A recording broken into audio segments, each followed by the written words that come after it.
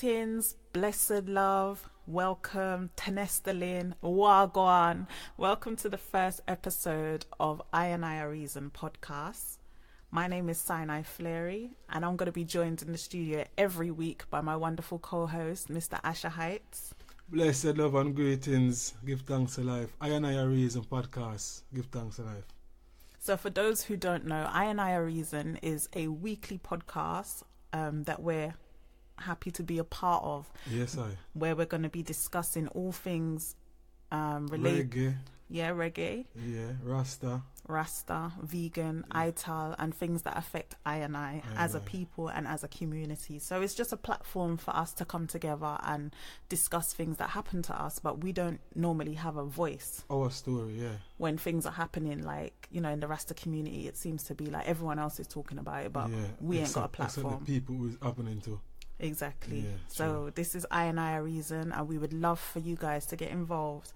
You can hit us up on the social media. So we're on Facebook, Instagram, Twitter, and just search INI Reason podcast and you'll find us. True. So that's INI, and then it's AHREASON, and you'll find us on all the social medias. If you want to send us a message, you can use the hashtag INI podcast and we'll get it.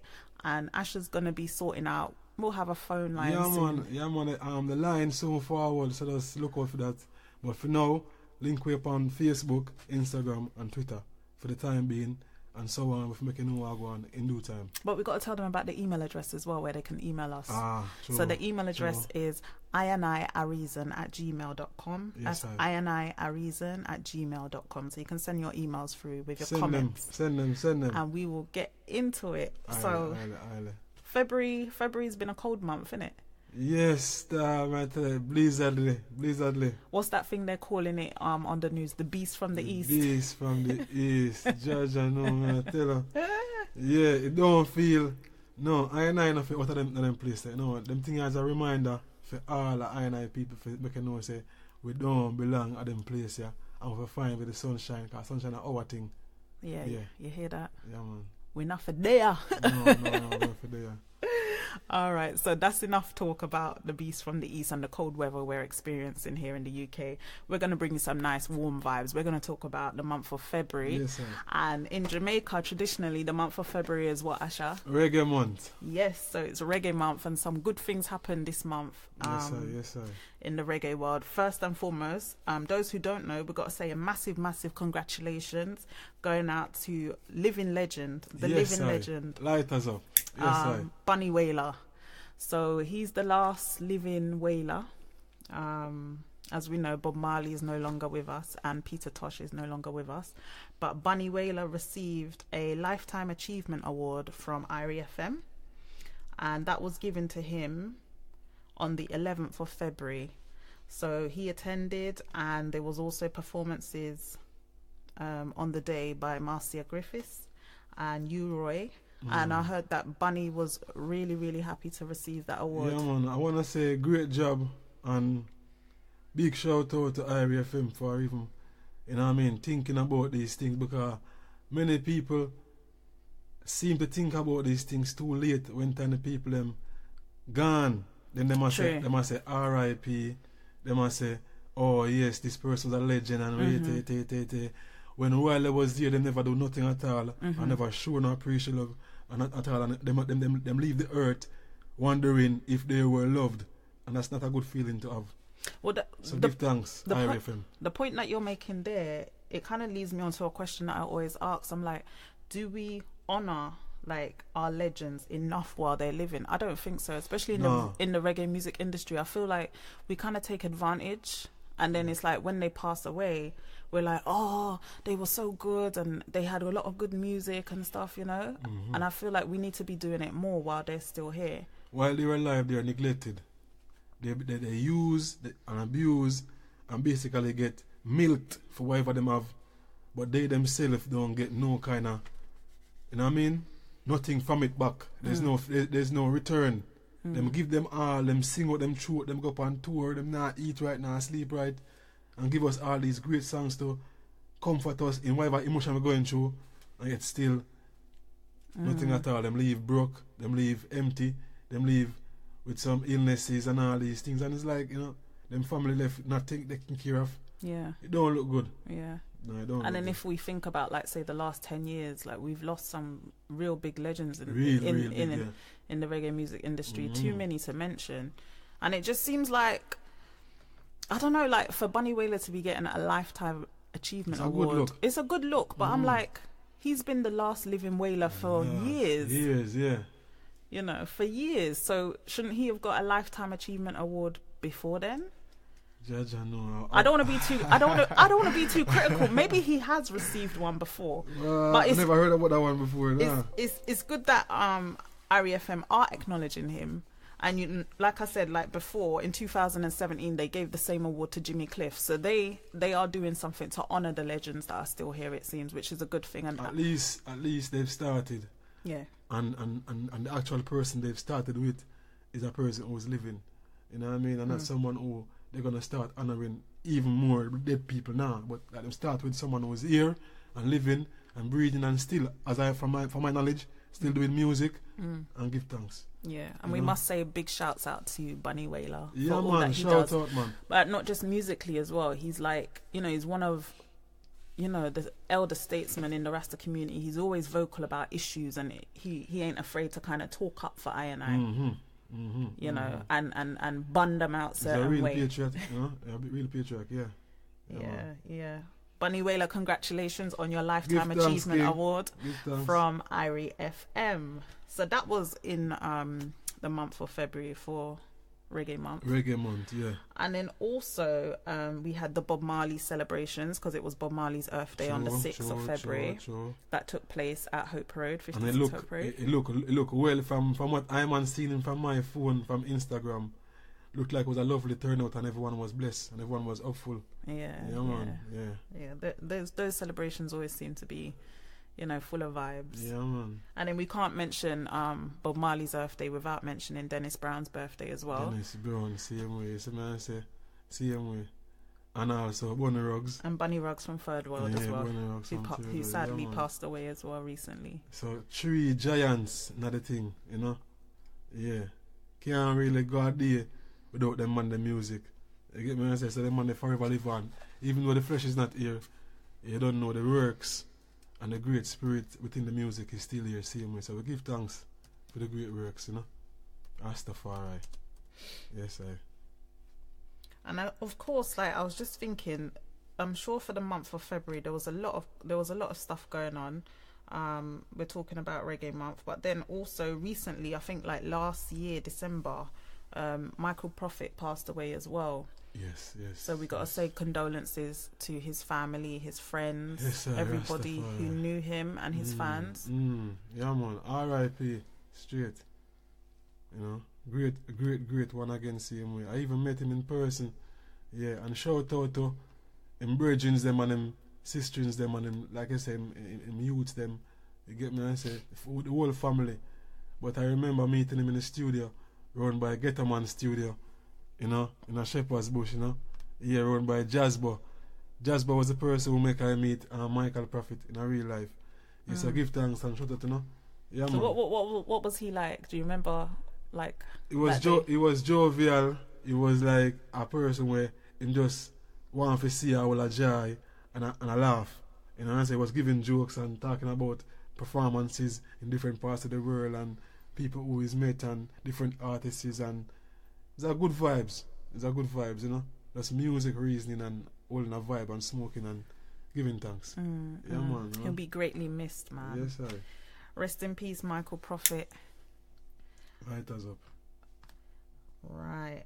And also, we got to talk about the Grammys. We got to talk about the Grammys, ain't we? I mean, we're not going to talk about the other winners. We want to talk about the category that we're interested in. Yes, sir. We want to talk about the best reggae album category. Now, there was so much. Did you see all those messages on one bag of something on social media? Yeah, one bag of uncall for stuff. One bag of people trying to stir up ansness and bees, you know what I mean? No, wasness. Ansness. You get me? I say like they want to start some kind of war when necessary in this time. Really, people. Before we go into that, though, let's just run down who were the nominees. Yes, okay, so the best reggae album nominees were Chronixx, Chronology, Common Kings, Lost in Paradise, J Boog, Wash House Ting, Damien, Junior Gong Marley, Stony Hill, and then Morgan Heritage for Abracadabra. And as we know, Damian Marley won the Grammy for Best Reggae Album. Light us up. But listen, we got to say congratulations to Damian Marley, of course, for winning. But what I didn't like was the minute it was announced he won, everybody kind of turned on him and was on social media and saying he shouldn't have won, he don't deserve to win, and Chronixx should have won. And Chronology is a brilliant album. It's a brilliant album. I've listened to both albums, and it's too great. Well, all the ones in the category, I'm sure they're great musicians with great bands, and then put in great works, and they've proved themselves over the years, you know. So, one can't really point finger at one and try to separate the thing. I be a great artist and be a great projects. Yeah. You see me I say? And I listen to those two albums in particular, Stony Hill and Chronology, and it's two great masterpiece. Yeah. You see me I say? I would totally agree. Yeah, so I can't really say a man didn't deserve to win or next man should have win. Them know why them choose Stony Hill, and them know why they never choose Chronology. All I know is that I buy the two project them. As a matter of fact, I was given one as a present, and I bought one same way for Iman, self same way. You see me? And two great project. I found it kind of disrespectful though, like when Damian Marley won, people automatically kind of said, oh, it was only out of Damian Marley and Chronixx anyway. And I thought, well, imagine how Morgan Heritage would feel if they've put, say, 12 months into a project, 2 years into a project, for everyone to turn around and say, oh, it was just out of those two. Yeah, take a lot of work to put a project together, and you're a musician, you're an artist, so to really put in all them kind of work there, and then someone are gonna speak them kind of thing there. Yeah, it's kind of like undermining, and you know. Yeah, a bit rude still, but you don't know, you go people, them are going to say them and say, I saw them stay. Don't it? You can't really watch them thing there. Yeah. Shout out to Morgan Heritage, J Boog, you know. Common Kings. Yeah, Damon Marley, same way. Everybody nominated in that category. Yeah, man. Chronixx, shout out, same way. More life, man. Yeah. But in case people are wondering, there are some like eligibility requirements that, you know, the artists need to fulfill in order for them to be considered for a nomination. So it says, for the 60th annual Grammy Awards, albums must be released between the 1st of October 2016 and September the 30th 2017. So they would have had to release their project in between those dates. So I think some people are like, oh, well, this person should have been nominated, this person should have been, maybe they didn't release their project in between those dates. So there's all these requirements that must be fulfilled before you're even nominated. So I think a lot of reggae artists need to understand what are the requirements to make sure that they fit into that, so that they can be considered for nominating as well. Sure. And then it also says recordings must be commercially released in general distribution in the United States, for example, sales by a label to a branch or a recognized independent distributor, as well as online. So, you know, but I want to say this. Chronixx has been phenomenal as an artist over the last, say, 5 to 6 years since he's come out. He's been consistent. His live performances match up with his his actual recorded work. He's got charisma. He's consistent with his message. He hasn't had no scandal. You know what I mean? And he's just an overall likable character, and he's so young. You know, so I think Chronixx has got a long lasting career ahead of him. And I feel like Chronology was brilliant, outstanding, you know, but there's so much more that we are yet to see from him, and I feel like he will get his time at the Grammys. Yeah, man, the future is bright. The future is well bright for Chronixx, because, you know, I'm sure it already. And I don't even think that him really look on Grammy or something to really say, boy, I need to get a Grammy to feel, you know, important. Yeah, or to feel that I'm doing a great job and I'm ready. Nah, man. You can already look at Chronix and see the fans, the fans is fans all he show him needs. that. The people's love and support is all he man. needs. He doesn't need this award, and he's broken that record. But I'm sure he will win a few or even one in time to come. So of course. But it's not really the be all and end all of everything. No. Is no. I say, the fans them, man. Once you see the boy, you shows them when you put on ram out, and the fans them come sing out, and we'll have a good time, and the message reach the people them. You're good to go. Yeah, man. Of course. So once again, big up to every single reggae artist or group that was nominated for the best reggae album at this year's Grammys. We appreciate your music. We love you guys, and keep making that good reggae music. Shouts out. All right, we're still going to be talking about award shows, but there's something that's been bothering me for years, Asha. Talk up. I hope I'm not the only person. Please, send us a message and let us know, right? You see these award shows, and they put best reggae category or best reggae artist. They need to do a separate category because, listen, before you say anything, right? In the UK, we have something called the MOBO Awards. Music of Black Origin Awards, right? And I've been watching the MOBO since I was a teenager.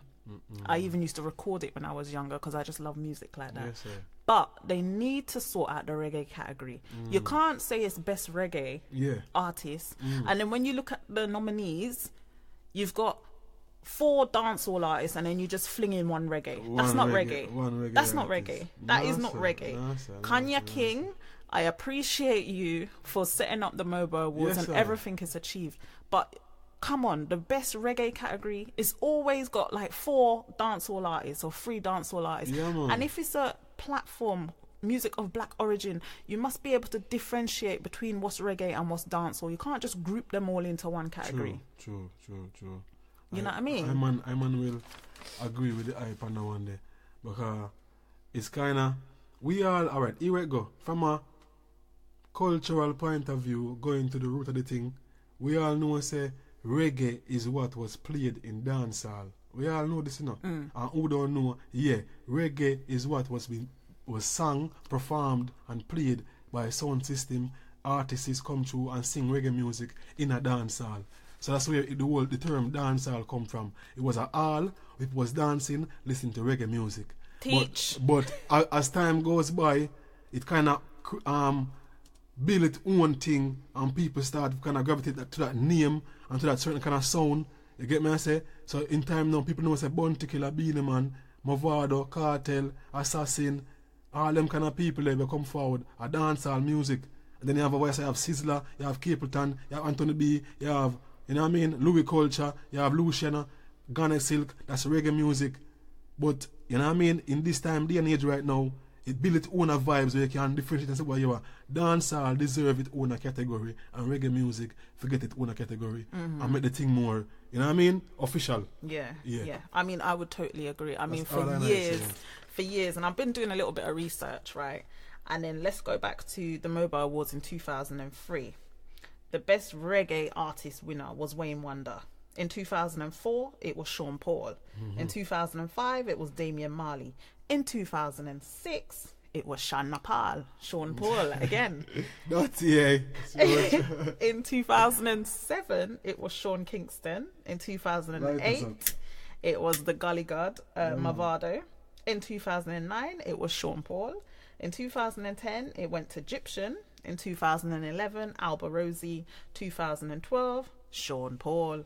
2013, it was Sean Paul. 2014, it went to Style OG. In 2015, it went to Popcorn. In 2016, it went to Popcorn again. And then 2017, which was last year, it went to Damian Marley. Now, this is the best reggae category winners I've just read out from the MOBO Awards since 2003. And let's see how many reggae winners they've been. Count them. Alba Rosie, Damian Marley, and Damian Marley. Egyptian in 2010. Maybe his early stuff, was early stuff reggae, was more reggae. Yeah, and Wayne Wonder's been kind of reggae slash dancehall. But Popcorn, Movado, and Sean Paul, they're dancehall artists. And even Styler G's a dancehall artist. Yeah, they're dancehall artists. They're not really reggae artists. So it's like, Come on, Kanye, please. Yeah, get the thing up and running, please. You know? You know what I mean? Because there is enough reggae artists out there and enough dancehall artists out there to get them on a... Yeah. Yeah. You see me, I think that would be nice as if they could have separate categories, man. It's time now. It's time. So that's the entertainment section of what we've been discussing for Reggae Month for February. I a reason, you know? I a reason. Yeah, man, just I a reason. People must be thinking, what's she saying? Yeah, I a reason. I'm trying to get the lingo like Asha, you know? True. So we're going to talk now about... We went to the cinema recently. Now, everyone's talking about it. Black Panther, Marvel Black Panther. Now, I've seen it once. How many times have you seen it? Once also. You've seen it once. So, what do you think of the movie? First, I have to say Wakanda forever. Wakanda forever. You see, because the whole slogan. You see what I say? So, yeah. The movie, there's different aspects for me where I'm on really dig. And there's other parts where I really have to go take a second glance at to really understand where it come from and where it go. But I love the whole idea to look on the screen and all I'm seeing is just black beauty. That is that is lovely to me. I love it. I mean, for Iman to see that, and for Iman youths them to see them thing there, it's a great thing for Iman. You see what I say? And also the whole concept say this is a place which is supposed to be in Africa when we all know say Africa is that place in reality, really and truly. Get me? I say so. It's like just the whole concept of this place being the utopia. We have the greatest mineral on earth and everything, and everyone and it's like living this kind of life where no one at all outside don't know of, and it's just unique to these people and to this nation. It kind of bring I forward to that time when we was that nation. Before the whole thing go on. And all of them things there, I'm really dig. Is the man said, but because it was so much fighting and so much fireworks, we really have to go sit down the second time and take it in the real way. Yeah. I've heard a lot of people saying that Black Panther is better when you watch it the second time, and people have even gone to watch it a third and fourth time. But also what you're saying about the cast, like a predominantly black cast, I think it's about time that we have films like that, rather than we're always just like, the token friend, or we're in the horror movie but we get killed first. You know, when they had them kind of horror movies back in like the early 2000s or late 90s with Scream and all them kind of things.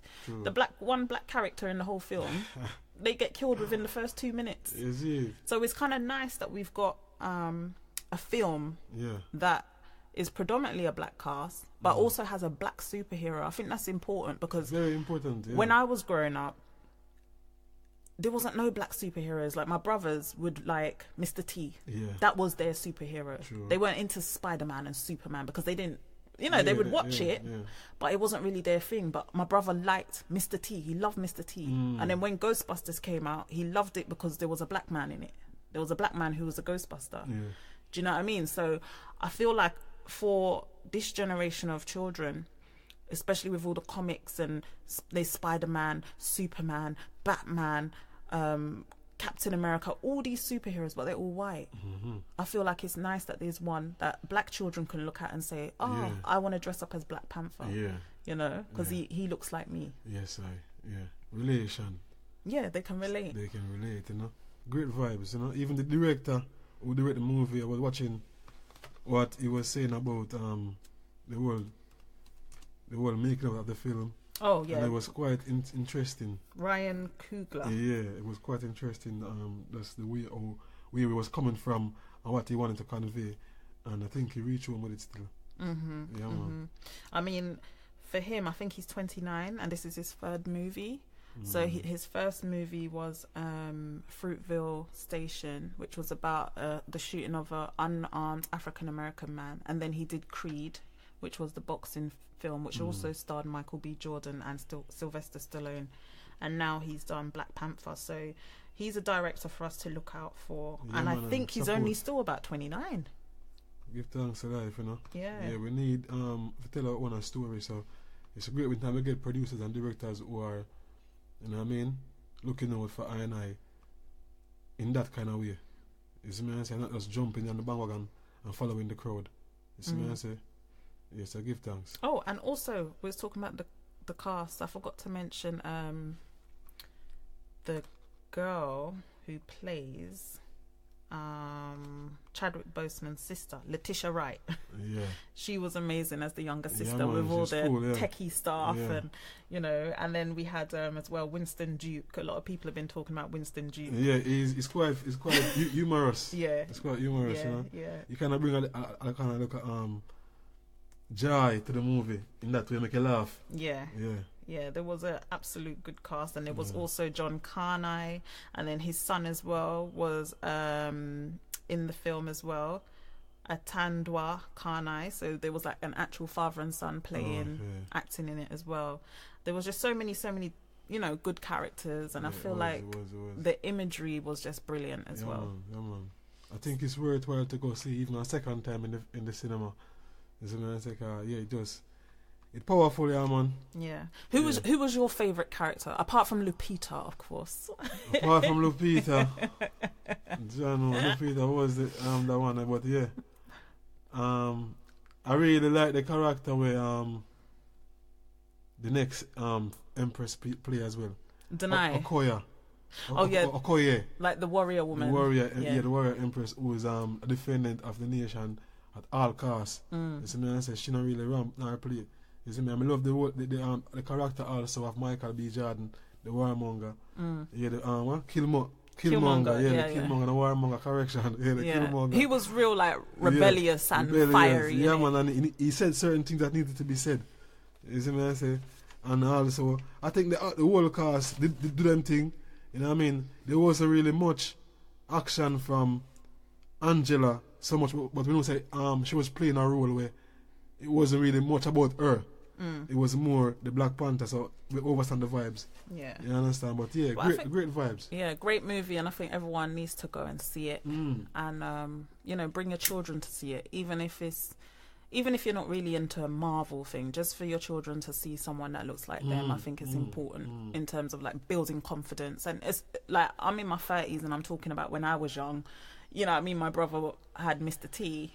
You know, these children now, when they're in their 30s, they can say, we went to see Black Panther, or we had Black Panther, which is nice. And it feels weird, like we're still saying the first of this and the first of that in 2018. In 2018, man, I tell her, it's like, I don't want to say anything because, you see, once we're moving in the right direction, the pace, you know what I mean, as long as the right moving in the right direction is a great thing.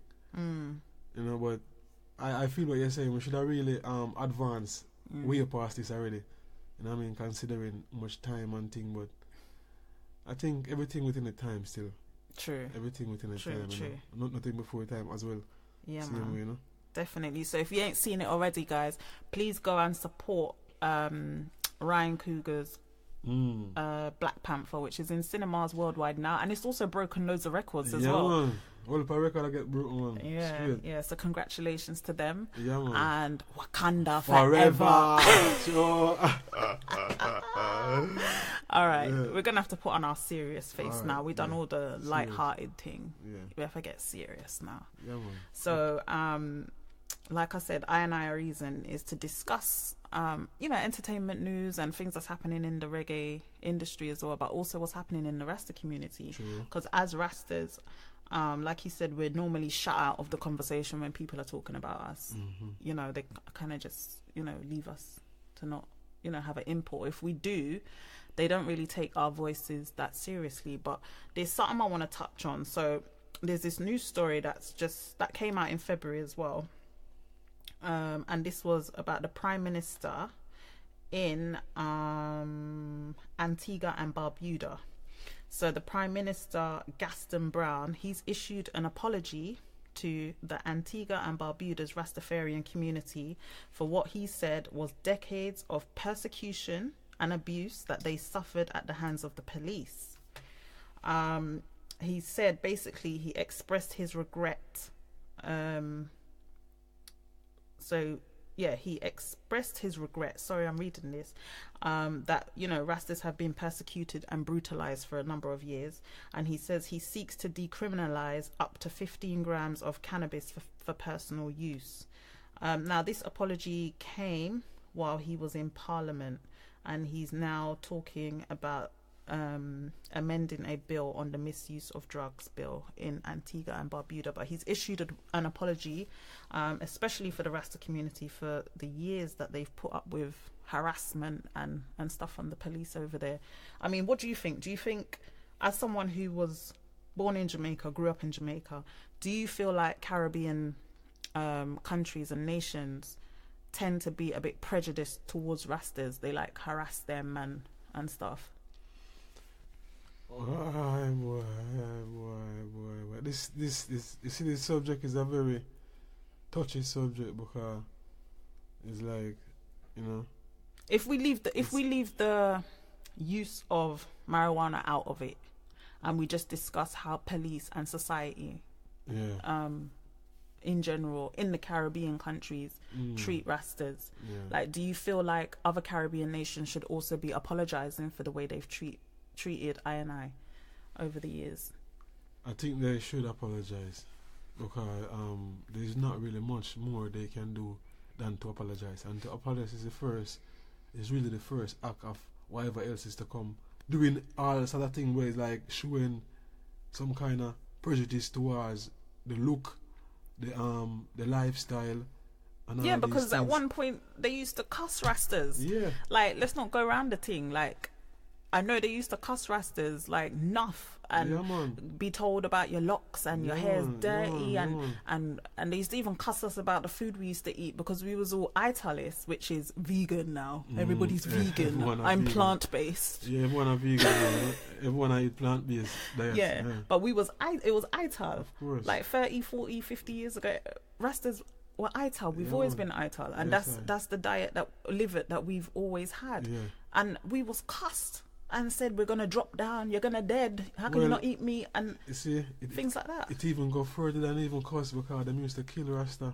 Of course. Sometimes, you know, because even coral gardens and, you know, all different parts of Jamaica where them go and make them attack Rasta, burn Rasta ganja field and all.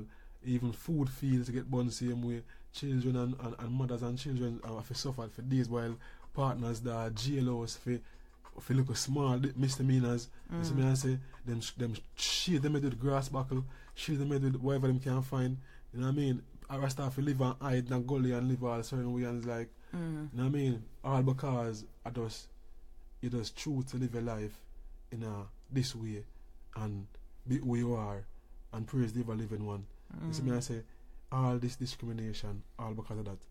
I think every single head of state and all statesmen should apologize to Rastafari children. Yes, I feel like it's been a because, like, even when I speak to like different people from different islands, the story is very similar to like what happened in Jamaica. Maybe not like on the scale of the Coral Gardens massacre, but in terms of Rastas being shunned, I'm sure that happened all over the Caribbean. You know what I mean? And then even now, to a certain extent, I feel like, some people are warming to the idea of Rastafari, because maybe through reggae music or through whatever. But I feel like there's a lot of people who still have that prejudice inside them. You know what I mean? You see it when you go on holiday. They kind of look at you a certain way, like, where I do yassa? And you're like, what do you mean? I paid my money, I can come in. I'm wearing red, gold and green, and I got my head wrap on and my skirt. What's the problem? I paid my money. Yes. But I feel like we need to let go of that now. The time to let go of that. If someone chooses, they want to trod their life as a Rasta, they're not hurting nobody. No, that's their choice. You know. And the most I give INI free will to live INI life. You know, if so much people out the road I do so much wrongs where I cause others hurt and pain and sufferation, and Rasta live them life and not cause no one at all sufferation, no one pain, no one hurt. I live them life in a peace and tranquil, and then them want to bring pain and all these things toward Rasta. Them need to come apologize Rasta. And stop fight the herb and stop fight Rasta and stop fight everything Rasta stand for. Yeah, man.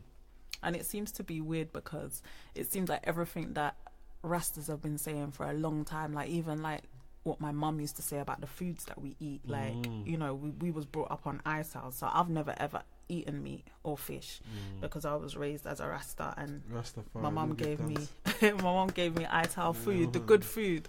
And I feel like now with everyone saying like they're vegan, we're plant-based, and I'm like, this is not nothing new. Like, my mum's been cooking Ital from day dot. Like, you know, what are you talking about? And like, oh, have you tried this? I'm plant-based. And I'm like, have you tried this? I'm Ital, 30 plus years. What you saying? Ital is the word. Don't tell me you've been vegan for 6 months. Like, I don't want to be critical. It's good that people are becoming more health conscious. Of course, and I will always applaud it and encourage it. But don't come like you're trying to come school me. Do you know what I mean? But there's always room for improvement, and I feel always. The more people that are becoming aware of what they're putting into their bodies is great. But I find it a bit patronizing when they come in and telling you like, oh, I don't eat any animal products, and I'm like, okay, neither do I. And they're like, really? And I'm like, I'm not new to it. How long have you been vegan? They're like, 6 months. And they're like, how long have you been vegan? And then I'll be like, 33 years or whatever. And then they're like, oh really? See it there. I thought this was a new trend, and I'm like, it ain't no new trend. It's not a new trend. It ain't no new trend, boo. A long time Rasta say Ital. You see what I say? A long time we are saying Ital. A long time Rasta say Ital, man. So all the ones that might talk about plant-based, vegan and vegetarian and all these things, just know say Ital was the root. And always be the Ital. Get me answer, so give thanks. Ital is vital. Yes, Rasta. So what, is there anything else you want to talk about? Or is that it for this episode? You want to talk about Lupita again? No, I think that's a nice way to round up the first episode of I and I Reason. Is it?